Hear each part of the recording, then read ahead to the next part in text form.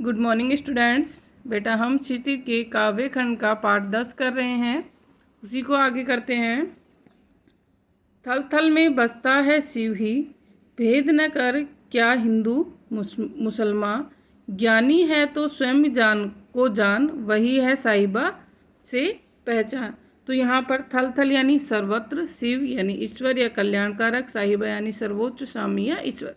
तो अर्थ है इसका कि प्रत्येक स्थान पर निवास करने वाला शिव तत्व अर्थात कल्याणकारी परमात्मा एक ही है। इसलिए उसी की बनाई सृष्टि में हिंदू और मुसलमान का भेद कैसा। वस्तुतः हिंदू और मुसलमान दोनों एक ही हैं, उनकी मनुष्यता एक है। ओ मानव, यदि तेरे अंदर ज्ञान है तो तू सबसे पहले खुद को जान ले, और जिस दिन तू खुद को जान समझ लेगा उसी दिन तू उस परमात्मा को भी पहचान कर लेगा और उसका परिचय बन जाएगा कि सभी जगह है जो भगवान का निवास है। और इसी कारण से हिंदू मुसलमान का भेद हमें नहीं करना चाहिए कि ज्ञानी है तो स्वयं को जान। अगर आप ज्ञानी हैं तो आपको खुद को समझ लेना चाहिए कि समझ लेगा कि उसी दिन से तू उस परम पिता की भी पहचान कर लेगा और उसका परिचित बन जाएगा। अब है इसके प्रश्न उत्तर। बेटा प्रश्न में सबसे पहले रस्सी यहाँ किसके लिए प्रयुक्त हुआ है और वह कैसी है। तो यहाँ पर रस्सी किसके लिए प्रयुक्त हुआ है? सांसों या प्राणों को कहा गया, और वह कैसी है? कच्चे धागे की बनी हुई है।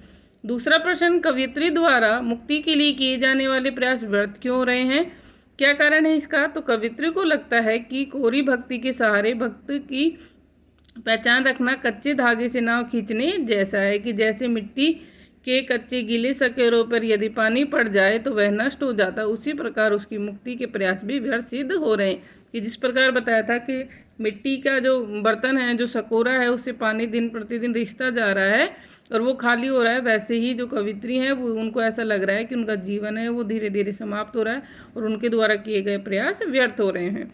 तीसरा, कवित्री का घर जाने की चाह से क्या तात्पर्य है। तो घर जाने की चाह से तात्पर्य है मुक्ति की इच्छा। घर जाने की चाह से क्या तात्पर्य है? मुक्ति की इच्छा। सभी जीव ईश्वर से उत्पन्न हुए हैं, अंत में उसी में मिल जाते हैं, इसलिए वही घर है। उसी पाने की चाह की घर जाने की चाह है कि ईश्वर से मिलने की जो इच्छा है उसकी वही उसका घर जाने की चाह है। आगे है भाव स्पष्ट कीजिए। भाव स्पष्ट करना इनका, तो जेब टटोली कोड़ी ने पाई, और दूसरा है खा खा कर कुछ पाएगा नहीं, न खाकर बनेगा अहंकारी। तो दोनों का भाव है।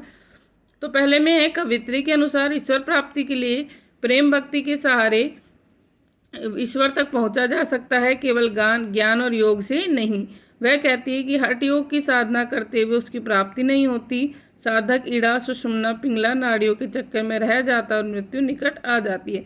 तब लगता है कि उतराई देने के लिए भी गांठ में कुछ नहीं है कि जीवन भर उन्होंने ईश्वर की जो भक्ति है, ईश्वर की भक्ति की, उसे प्राप्त करने के लिए केवल ज्ञान और योग ही नहीं बल्कि हठ योग की साधना करते उनकी प्राप्ति नहीं हो सकती। इसलिए उनको लग रहा है कि उनकी मृत्यु निकट आ गई, लेकिन उनके पास में उनकी भक्ति के लिए कुछ भी नहीं है। तो ईश्वर प्राप्ति के लिए प्रेम और भक्ति के सहारे ही ईश्वर तक पहुंचा जा सकता और किसी कारण से नहीं।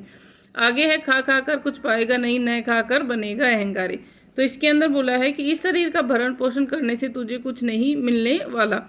आँख कान नाक जीभ त्वचा जीव ज्ञानेंद्रियां हैं और इनके लिए भोजन कर्म से सुंदर दृश्य, मधुर स्वर, सुगंध, कोमल स्पर्श और मीठा खान। यानी आँख के लिए सुंदर दृश्य, कान के लिए मधुर स्वर, नाक के लिए सुगंध, त्वचा के लिए कोमल, जीभ के लिए स्पर्श और मीठा खाना।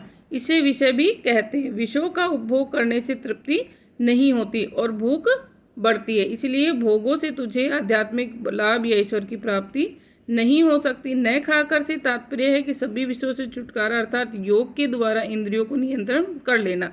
ऐसी साधना करने से भी तेरे भीतर का अहंकार है वो पैदा हो जाएगा कि मैं कितना बड़ा साधक हूँ।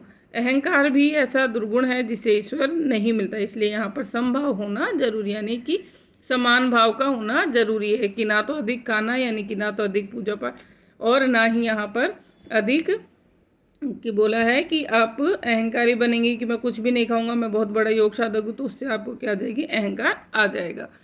अगला है बंद द्वार की सांकल खोलने के लिए ललदैत ने क्या सुझाव दिया। तो इसमें उत्तर आएगा, आत्मा में व्याप्त भेद बुद्धि को नष्ट कर संभाव की प्राप्ति करके मनुष्य जब अपने अहंकार को नष्ट कर देगा तो आत्मा के बंद दरवाजे की सांकल खुल जाएगी कि वो जब उसके मन से सभी प्रकार के अहंकार हैं, भेदभाव खत्म हो जाएंगे, तो जो भगवान के दरवाजे हैं वो खुल जाएंगे।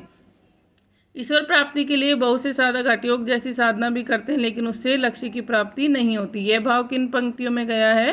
तो यह आई सीधी राह से गई न सीधी राह, सुषुम सेतु पर खड़ी थी, बीत गया दिन आह। तो इसका ये अर्थ है, इसकी आपको पंक्ति बतानी थी। आगे है 7वां, ज्ञानी से कवित्री का क्या अभिप्राय है? तो ज्ञानी से कवित्री का तात्पर्य है हिंदू मुसलमान का भेदभाव न मानने वाला तथा अपने आप को पहचानने वाला साधक। तो ज्ञानी कौन है यहाँ पर? ज्ञानी है कवित्री के अनुसार कि जो हिंदू मुसलमान में भेद ना करता हो तथा अपने आप को पहचानने वाला जो साधक हो वो है ज्ञानी। तो आपको ये क्वेश्चन आंसर अच्छे से लिखने हैं और लर्न करने हैं। Thank you.